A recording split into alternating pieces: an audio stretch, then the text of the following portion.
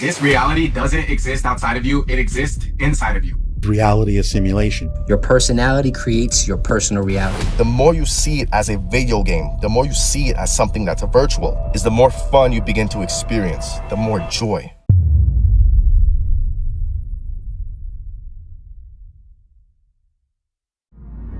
The sooner we understand that this is a neutral reality and nothing is as important as the importance we place on it. There is no good, there is no bad. There is literally just how we perceive the world. That is how we change the game. Reality is very simple to manipulate once you realize how it works. It's not I'll believe it when I see it, it's I'll see it when I believe it. You have to believe it first for it to work. Ignore your entire past, accept the belief as true, and it will start to work in your favor. And I love how Neville says it, Neville Goddard, he says, deny the evidence of your senses. What you are experiencing, take your attention away from, completely ignore, because those are usually what are causing us a lot of stress, anxiety, right? The things happening in our life. But when you use your imagination to put your attention on the future, the goals you want, and the positive things that are coming into your life, you start to create the feelings of abundance and love and gratitude. And guess what that's going to do? It's going to attract more of those emotions into your life. That you're in a universe and 2 + 2 = 4. 2 + 2 only equals 4 if you accept that 2 + 2 = 4. 2 + 2 is going to be what I want it to be, you know. And there's a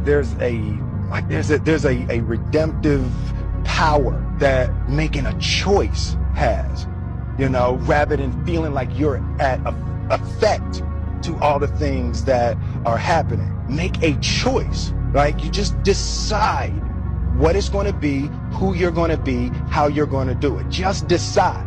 And then from that point, the universe is going to get out your way. It's like, it's water. It wants to move and go around stuff, you know. So for me, you really can make what you want. Final thing Hoffman talks about is learning to edit the code of reality. What does he say? He says reality doesn't exist as a fixed objective thing out there. It only comes into being when you perceive it, like a VR game rendering objects only when the player looks at them. What you see is what your consciousness generates, not what objectively exists. Now, you tend to get told that the world is the way it is, and your life is just to live your life inside the world, try not to bash into the walls too much, try to have a nice family life, have fun, save a little money. But life, that's a very limited life. Life can be much broader once you discover one simple fact, and that is everything around you that you call life was made up by people that were no smarter than you. And you can change it. You can influence it. You can build your own things that other people can use. And the minute that you understand that you can poke life and push in, something will pop out the other side, that you can change it, you can mold it.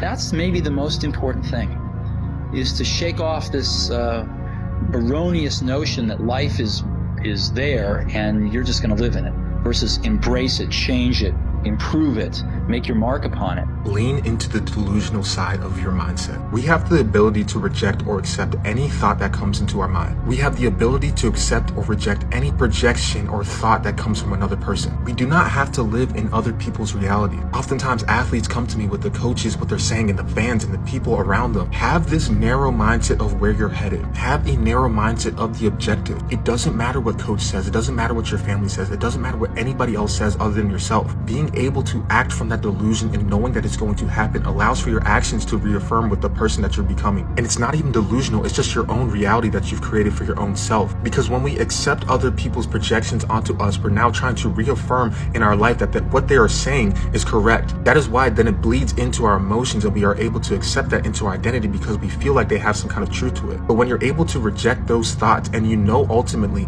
everything that you say about yourself is true, it doesn't matter what anybody else says. Gaining clarity within yourself that I am who I say I am, that all the external factors and distractions around me are just distractions. If I say it is so and I believe it is so and I believe this and I affirm that within myself, then it is so. Call it delusional, call it whatever you want to call it, but it's my reality. No person, no one, no thing will affect my reality and my perception on myself. By the way, when the experience finally lands in your lap and you prove to yourself how powerful you really are, that you created something by thought alone, and that event comes in a way that you never expected, that surprises you and leaves no doubt, that what you were doing inside of you produced an effect outside of you, and you are exuberant and you feel worthy of life and feel grateful to be alive, that you are in love with the moment, you will look back at your entire past in that moment, I swear, and you will not want to change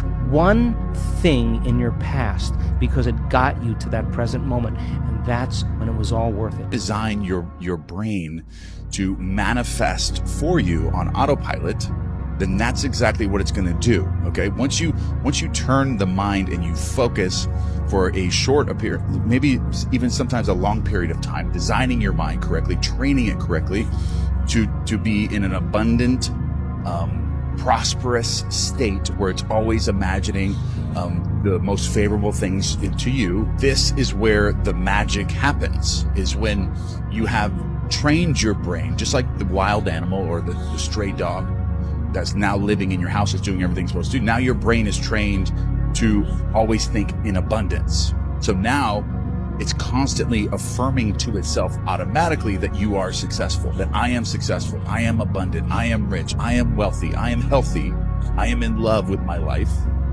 And then what happens from a positive affirmation? What happens from a positive affirmation? It's your imagination now starts to picture within your imagination, because imagination creates reality. So now your mind is automatically has this inner dialogue of positivity and abundance. So now your imagination automatically from your brain is now picturing the most favorable outcomes. Now you're living in a new house, bigger bank balances, people congratulating you automatically. You're not having to visualize any of this stuff or change anything anymore. But from those imaginal acts of you now being congratulated that everything's working out for you perfectly, now what's happening after that? The feeling states are then created from the senses within the imagination, from the brain automatically. So now you're having feelings of it. Now you're feeling positive automatically. Automatically you're feeling tremendous. You're feeling great all the time because now you've designed your brain to now make you feel great all the time. I want you to think about the last time you had a nightmare. You know you can't snap out of that nightmare until you realize that it's just a dream. When you realize it's a dream, you can just snap the hell out of it. It's the exact same with physical reality. With the fear and panic that society places on you just like a nightmare, you're not going to be able to snap out of it unless you realize it's just an illusion, just a simulation. And this is why I say it's important for everybody to learn quantum physics, metaphysics, and spirituality. Because it's just like a nightmare. If you're unaware that it's just a dream, you can't snap out of it. But when you learn these quantum physics principles, metaphysics principles, spirituality principles, you realize, hey, this is just an illusion, just a dream, just a simulation. That's why everybody that's woke, they just flow on throughout their day, flow on throughout their life. Everybody who not woke, they slowly but surely destroying themselves with the help of other members of society. Expressed in the concept of play, of playing with everything that happens in your reality, really having an attitude of gratitude toward it so that you receive every experience you have in a playful way, and thus by receiving it in that playful way can do that much more with it, be that much more creative with it, allow it to be that much more flexible, malleable, stretchable, changeable, formable. Play, that energy is what allows physical reality to become like clay. Play with the clay of physical reality. If you approach it from an energy state of being that is of a lower vibration, that's when the clay hardens. That's when it's unchanging in that state. But as soon as you start to be more playful with what's going on in your life, it softens and becomes clay-like, plastic, malleable, formable, changeable again, and gets in step with the fourth law, as you do. Change is the only constant. So in that sense, when you become more playful, you become more changeable. And as a result, your physical reality will mirror that changeability. This reality doesn't exist outside of you, it exists inside of you. This reality is just an illusion, it's just literally a reflection. In the same way of looking at a physical glass mirror. So think about this. When you see your reflection in the mirror, you know that's not really you over there in the mirror. You know that you're right here. You know that's just a reflection in the mirror. So if you see the reflection frowning You're not going to walk over to the mirror and try to force the reflection to smile. When you want to see the reflection smile, you know exactly what you have to do. You have to smile first. But if you wait for the reflection to smile first, you're just going to be frowning for the rest of life. And that's what many people do in this matrix. I'll be happy when I see my reality change. That's what you're saying. I'll be happy when my reflection is happy. But the reflection can never be happy until you are. When you are happy first, the reflection has no choice but to reflect it back to you. I promise you that. Remember, we are in a time-space reality. So sometimes there's a bit of time lag between the change you make within yourself and the ability of the outer reality to reflect that change back to you. You will even test yourself to see whether or not you truly believe that you've changed. Because when you know you've changed, you do not make that change conditional on whether the outer reality should shift. Because the way you know you've truly changed is if you respond differently to the outer reality, even if it doesn't change. That's how you know. But if you say, yes, I've changed, but I'm not seeing it in my outer reality, then you're still looking for that outer reality first. And that means you haven't actually changed. So why would the outer reality reflect something that hasn't occurred within you first? You'll get rich and start to live your dream life the moment that you realize every single thing was your fault and it was all because of your mind and what you believed. And everything starts to click the moment that you take full responsibility and realize that every single thought and belief you've ever held is the reason you are where you're at today. And that also every single thought and belief has powered your reality. It's the thing that actually created every single thing around you. So if you're in a terrible environment and you're not rich and you're not where you want to be, it is because of your thoughts and it's because of your beliefs. And manifestation is not just some good thing that all of a sudden you can just manifest. No, you have been manifesting your life since you were conscious. Since you became conscious, you have controlled your reality. And it is a little scary, obviously, to think that you are the reason you are where you're at simply because a little thought that you had in your head. But the moment that you can actually become conscious about it and you take full responsibility and realize that you are not where you want to be simply because of your bad thoughts, your life completely changes. You have to know that not only you can speak things into existence, but you can control your full reality. So if you want to live the life you want to live, it's like this, all from changing your thoughts. We go about in life perceiving things as if things are actual things. We perceive ourselves to be these human beings that's walking on this concrete world. And that's the end of it. This is the biggest deception. Because what you're seeing as this body inside of a world is not really a body inside of a world. Life is literally more like a video game. It's literally a virtual reality. Because what you're seeing right now is just information presenting itself as something physical. So you're not seeing actual things. You're really seeing the appearance of actual things. An appearance meaning those things are not real things. It's more of a hologram. It's data that's convincing us that those things are things. See, the more you look at life as a video game, as this virtual reality, is the less you'll take it personally. The less serious you are, knowing that it's really just a game that you're playing. Sure, the game feels real. Sure, yes, you have to pay bills. Sure, you have to go to work. But if you're holding on to reality so tightly, you will continue to perceive things as if those things are real things. In other words, the more deluded you become. Because in this delusion, you begin to take things seriously. You begin to stress out. You begin to suffer. But the more you see it as a video game, the more you see it as something that's virtual, which it truly is the more fun you begin to experience, the more joy, the more bliss, the more freedom. And if you keep going in this direction, you start to become more free. You start to see the truth behind it all. You start to perceive the bliss of your own true self, the bliss of pure consciousness.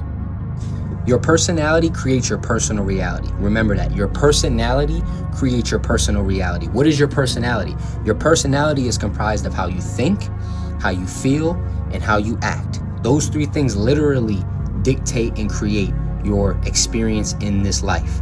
So if there's things that you want to shift in your personal reality, in your current, life, then it's about looking at how we're thinking, how we're feeling, and how we're acting on an everyday basis and seeing where there's misalignment. And what I mean by misalignment is this.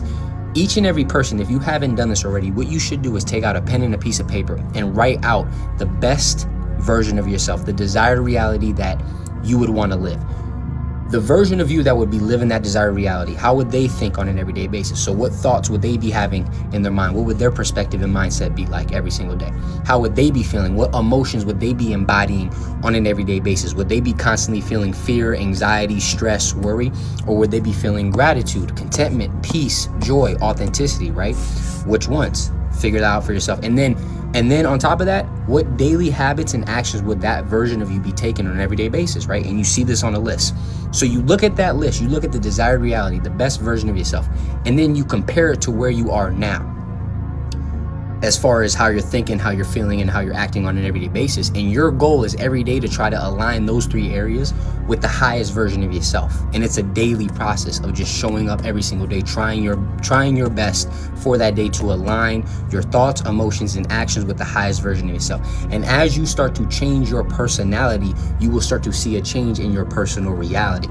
But what do most people do? Most people wait until something in their personal reality changes before they change, right? So they keep thinking the same, feeling the same, and acting the same, hoping that something outside of themselves changes to change themselves. But in actuality, when you change the way you think, when you change the way that you're feeling on an everyday basis, when you change your daily habits and actions, guess what's going to follow? Your personal reality. So remember that. Your personality creates your personal reality. Your personality creates your personal reality. Food for thought. The most powerful Bible verse ever that is going to show you how much power that you have to get anything that you want out of life is the Bible verse that says, "The kingdom of heaven is within."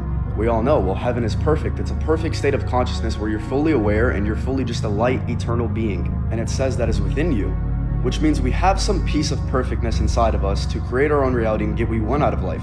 And that is why God gave us a soul and an imagination to create the life that we want to live. It also says, as above, so below. And above us is heaven, right? But it's metaphorically. That means that you can get heaven internally. Your life can be perfect when you become fully conscious and aware. And your soul is literally a cheat code to getting what you want out of life, and I'll explain how. If you learn how to activate your soul and feel as connected to the universe and God as possible, you will feel so powerful. And the only way to fully activate your soul is to remember who you once were, which means you were once greater than you are now when you got put into this physical world. Look at it from this perspective. Your soul has always existed, right? Because everything has already existed in the mind of God. That means this jacket was already created before someone actually put it into the material world. So the version of you that already has everything you want, that already has millions, that already has the dream girl, that already has the dream cars, it exists in the mind of God. You just have to put it into reality. And the first step of this all is just becoming conscious and aware of everything I just said. And what do you think your soul is made up of? It's something that we cannot see. Every organ in our body we can see, our lungs, our heart, we know that exists. A soul is something that we can't prove that we have it, but we kind of can in a way. Even though we can feel it, which is how we know it's real, we can't actually see it and we don't know where it's at.